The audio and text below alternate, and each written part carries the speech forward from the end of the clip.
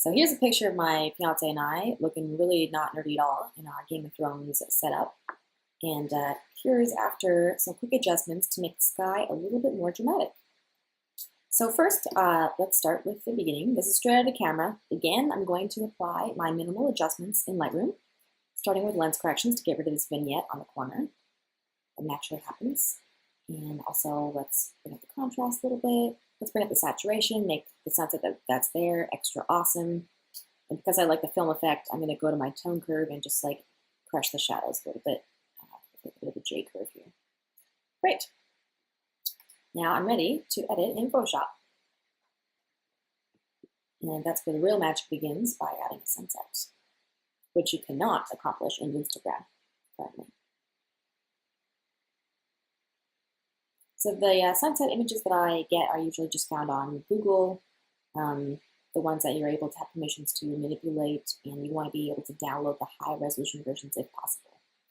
Better yet, once you get addicted to adding skies to your images, you will be finding yourself taking pictures of lovely skies in your everyday life and then recycling those later. Just another excuse to get outside and take pictures of the sunset. All right, great. So here's our image, right out of Lightroom. And I have a couple of sunset photos that I have on my desktop that I'm just going to click and drag. Hold on, my windows crazy big here. I'm just going to hide Lightroom in the background so you can find some of my sunset photos over here. Okay, so I have a couple of different sunsets. I can either click and drag that on top of here to see which one I like better, or I'm actually just going to drag them into Photoshop so that I have them open in their own document so that I can use them. Okay, cool. So this one I quite like, so I'm just going to Command A to select the whole thing, Command C, just copy and paste it.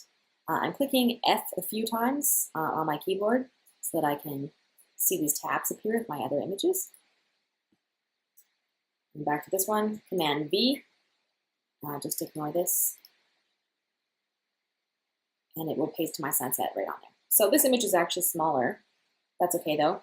Command T for transform, and I'm actually going this way. So I'm holding down the Shift key when I transform it, otherwise it will get distorted like so. If I hold down the Shift key, it maintains the ratio. So I'm just going to quickly make it quite large and hit enter when I'm done. And you can see that when I pasted it, it made its own layer automatically, which is excellent. Nice. So I'm going to decrease the opacity of that layer just to see what's lining up with my image here. So generally speaking, you want to make sure that those horizons line up with each other. So my actual horizon's up there, so I'm going to lower that down to here. And then increase that to maximum capacity. And now I'm going to add a mask. So clicking this, making sure that my mask is selected. B for brush, make sure that's nice big and make sure the hardness is all the way down. To get to this menu, I just right-clicked within the brush menu, or you can do it up here at the top. And I'm going to make sure that I'm painting with black, or else I won't be able to see what's going on, because that's white. Make sure I paint with black for my mask. And essentially it just acts as a giant eraser. So I'm just going to get rid of this stuff from the actual sunset image down here. I'm only painting at 50%, so I'm just going to actually go ahead and commit to 100%.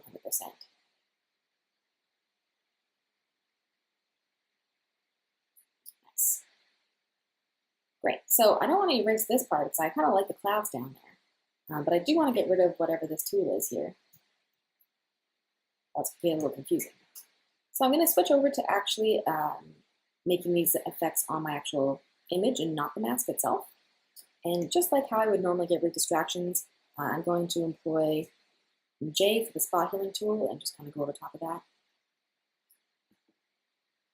And it will only sample from the layer that I'm currently on. So as far as it's concerned, it doesn't matter what's happening.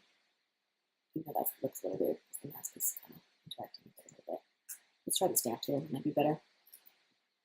So I'm just like clicking, I'm sampling over here where I want it, and then I'm going to just kind of drag it this way.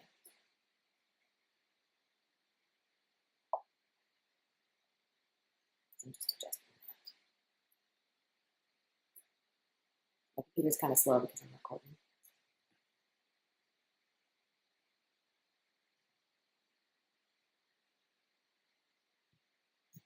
Great, so just wait for my computer to catch up with me here, but you can see all we're doing is stamping and cloning on the actual image of our sunset there.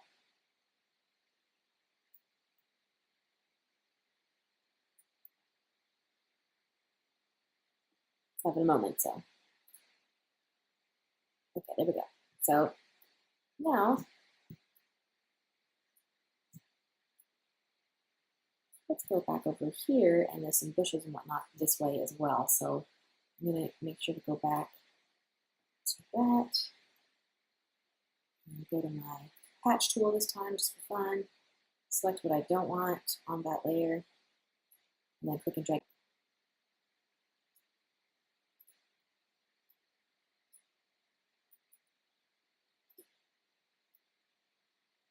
See, it's not affecting the image below at all.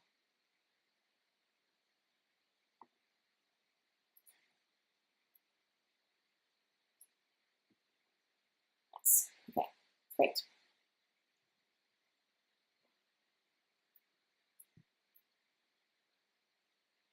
To move my image, I'm holding down the spacebar and clicking and dragging.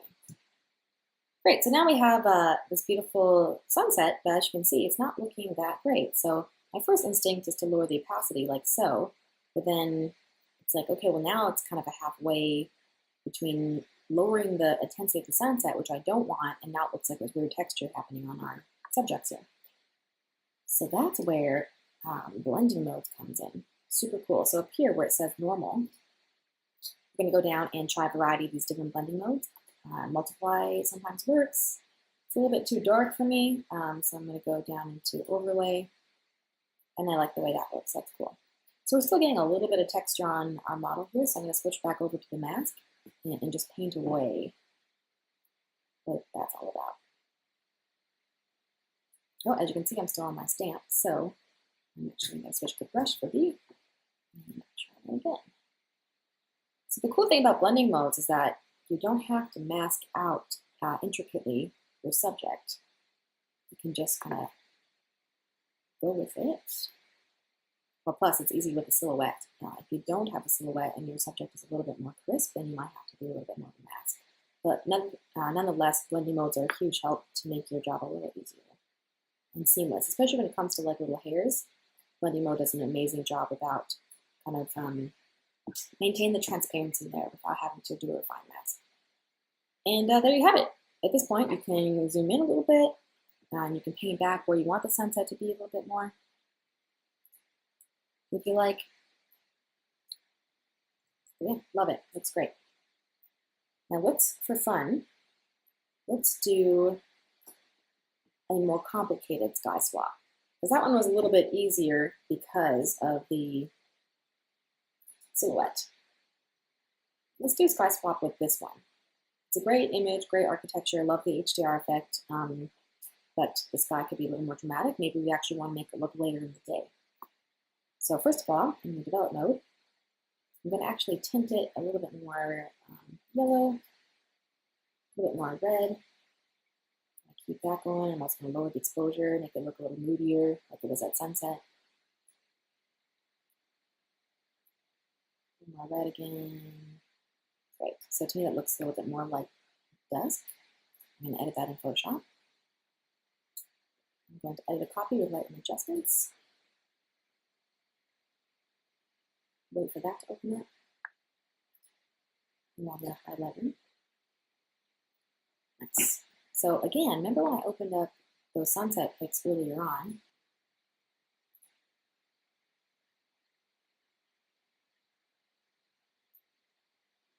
It's the same kind of thing. Now we're going to Command T to transform that, and then just kind of like click and drag the edges while I'm holding down Shift. And make that nice and big so I don't really have to even worry about this mask down here because it'll be covered by the building.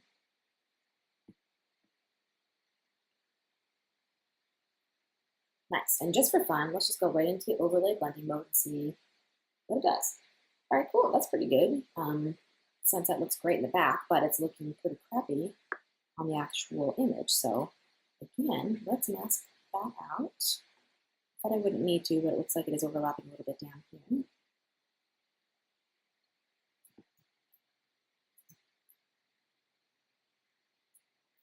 So at this point, what you could do is kind of like paint through all this, but then you're going to get in trouble along the edges. You might have some ghosting, it might not be perfect. The even better news is that you don't actually have to go around with like a lasso and like intricately select all of the edges of the building. There's a variety of different selection techniques that allow some shortcuts. So let's just turn that layer off for a moment and go back to this layer.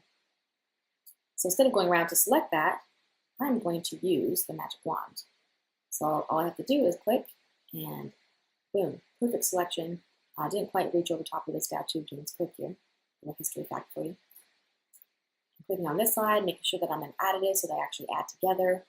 And then now, turning this layer back on, going up to this mask, and all I have to do is go to B, and wherever I paint, oh, see, I wasn't painting the right area, so instead, so right there, I selected the sky, I got to inverse that selection to select the building. So how that works is Shift-Command-I to inverse your selection, so you can see how it kind of transferred over like that.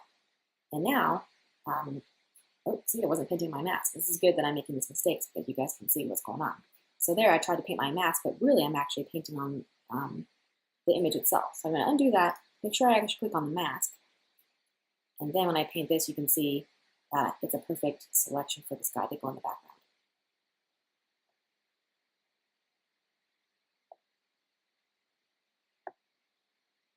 Nice, easy. If you don't want to paint it, you could always go to Edit, Fill, and fill that with black. And we do the same thing as long as you're on the mask.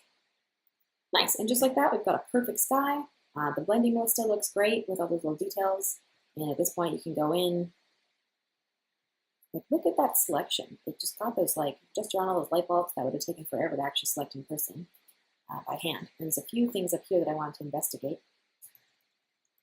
So I could either go in and paint that out again, or I could click on the actual image where the selection actually originally was taken from, and I can again kind of go in here and just kind of use those. And see, I kind of grabbed that a bit more, so I'm going to undo that last bit and change my tolerance. Let's do it down to, or up to 70. Oh, I always get my numbers wrong. Let's go down to 20. Let's see if that helps. Right. Sometimes the pixels are actually more similar than you think. It's hard to know what my tolerance to do.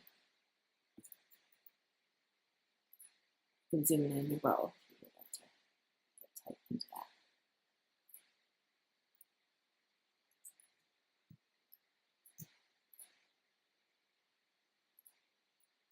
That's good enough.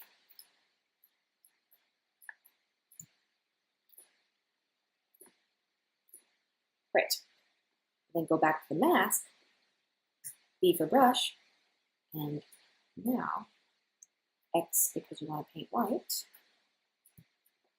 And all you have to do is run your brush over it. Make sure that the sunset shines through. And then it's Command D or Control D to deselect, and now you have a beautiful, perfect mask. Woohoo! And then one more thing, if you want to make this look even more believable, you can add an overall kind of adjustment. You can go down to your layers adjustment here and add a photo filter. What this is just kind of a warming. You can choose a variety of filters. I like the warming filter. We'll just keep it like that. Definitely preserve luminosity, so you can see below it.